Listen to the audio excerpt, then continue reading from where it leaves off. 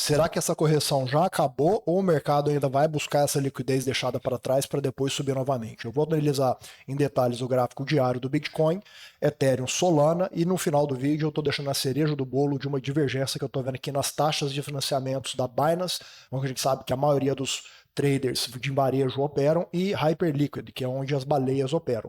Acho que isso daí é um bom indicativo para a gente ver o que vai acontecer nos próximos dias. Recapitulando aqui no gráfico diário do Bitcoin, o preço ele respeitou essa região de demanda, tinha sido demarcada lá atrás, e também a média de 200 dias. Então eu não quero particularmente ver fechamentos de vela no diário abaixo dessa região, que termina aqui em 107 mil dólares, porque senão a gente pode ver preços na linha ali dos 100 mil dólares. Mas a gente tem que acompanhar o que o gráfico nos mostra.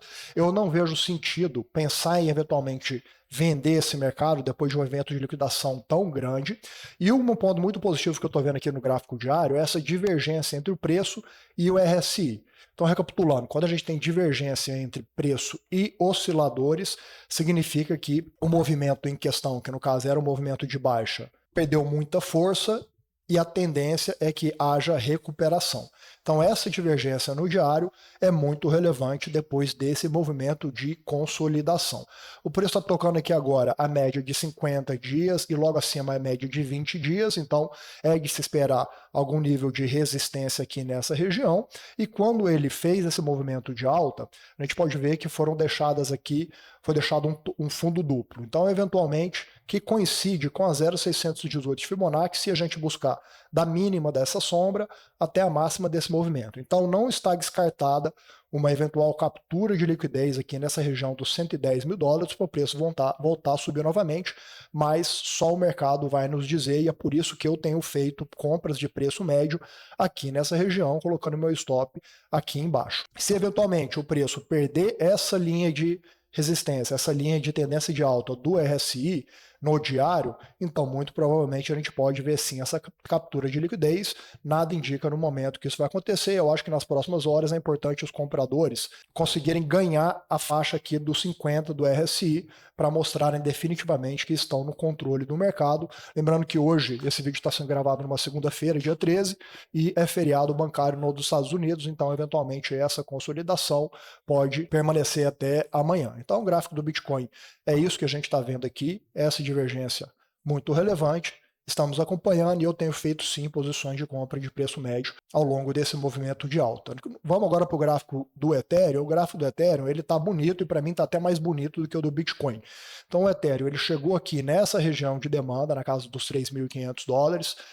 Tivemos essa quebra de estrutura. Essa quebra de estrutura aqui pode ser considerado o que nós chamamos de falso rompimento. Por quê? Porque foi uma quebra de estrutura muito fraca. Então, em alguns casos, quando existe uma quebra de estrutura tão fraca, significa que pode ser um falso rompimento, ou seja, um desvio para o preço voltar para níveis inferiores, capturando toda a liquidez deixada para trás. E como aconteceu no gráfico diário do Bitcoin, também estou vendo aqui uma divergência entre preço e RSI no Ethereum, uma divergência até maior do que no Bitcoin, ou seja, essa linha de tendência de baixa com uma inclinação muito forte e essa linha de tendência de alta com uma inclinação muito forte também. Então, isso é indicativo de que esse movimento de baixa perdeu muita força e a gente pode sim agora ver um movimento de alta mais robusto, especialmente depois de tanta captura de liquidez.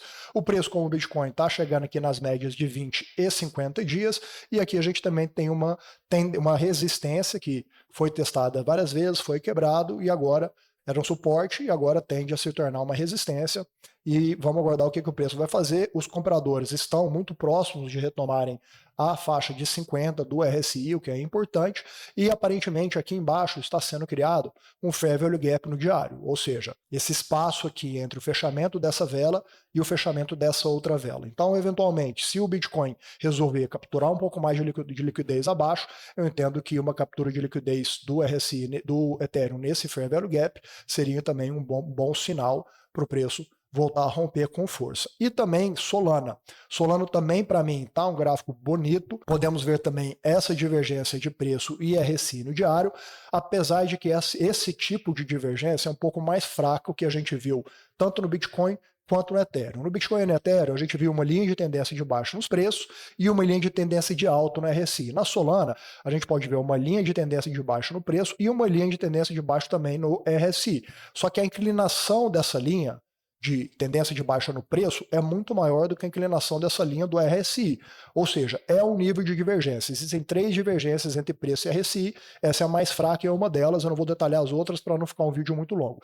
E também estamos chegando aqui numa região de resistência, foi resistência durante muito tempo, depois consolidou e virou um suporte, agora é resistência de novo, coincidente também com as médias de 20 e 50 dias. No caso da Solana, a gente não está vendo aqui um fair value gap entre os fechamentos dessas últimas velas. E tem uma confluência adicional que eu gostei em Solana nessa captura de liquidez, é que o preço, apesar de ter feito uma sombra aqui, ele respeitou muito bem a média de 50 dias e essa região de demanda aqui na casa dos 150, 160 dólares. Então, eu entendo que Solana também está mostrando força e eu, nesse momento do ciclo do mercado, volatilidade, eu estou preferindo acompanhar e fazer minhas posições em tokens de maior valor de capitalização de mercado. Essa é a minha estratégia. Não são tokens que vão valorizar 100 vezes, mas em compensação também não são tokens que vão cair 80%, como a gente viu, tudo uma questão de estratégia que você adota. Então Solana também está um gráfico legal, eu particularmente quero ver essas médias de 20 e 50 dias, tanto em Solana, Bitcoin e Ethereum,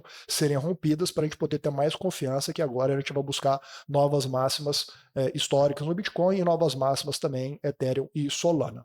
Agora, como eu falei, a cereja do bolo está aqui, eu estou no site da CoinGlass, o site da CoinGlass é um site que traz aí muitas informações de blockchain, informações que não são necessariamente o preço e eu acho que elas são muito relevantes. O que eu vi hoje aqui no site da CoinGlass? Taxa de financiamento das corretoras. Então aqui a gente pode escolher as corretoras. O que significa a taxa de financiamento?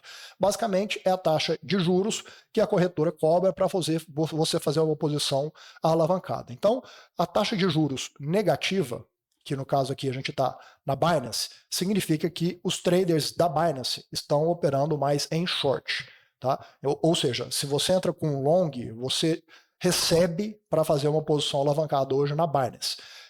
E na Binance, nós sabemos que a maioria de quem opera na Binance são investidores e traders do varejo, a maior corretora do mundo. E agora eu vou tirar a Binance e vou colocar aqui a Hyperliquid. Hyperliquid, diferente da Binance, são onde estão grande parte das baleias, os grandes investidores do Bitcoin.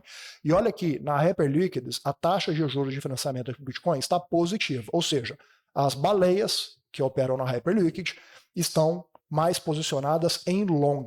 Então, acho que isso também é uma divergência importante para a gente entender, porque quando a gente tem esse tipo de movimento de captura de liquidez, o que acontece? O varejo entra em pânico e muitas vezes os grandes investidores institucionais eles montam suas posições comprando os stop loss, né, as vendas forçadas que foram geradas nessa grande pernada de alta, do varejo. Então isso é uma estratégia comum de smart money, então eu acho que essa divergência aqui entre a taxa de financiamento da Binance e da Hyperliquid é super importante para a gente entender como que os investidores profissionais, as baleias, estão se posicionando, estão comprando, enquanto o varejo está vendendo. Então vamos acompanhar, nada é garantido no preço.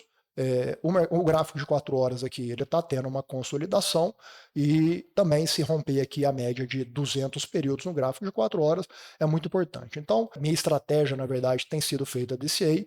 Como eu falei, não faz sentido shortear o mercado depois de um movimento de captura de liquidez tão alto. Eu continuo com viés bullish, viés altista para esse mercado. Se esse vídeo agregou para você, não esqueça de deixar seu like e se inscrever no canal. E um abraço, boas operações para todos, mantenha a segurança do seu capital.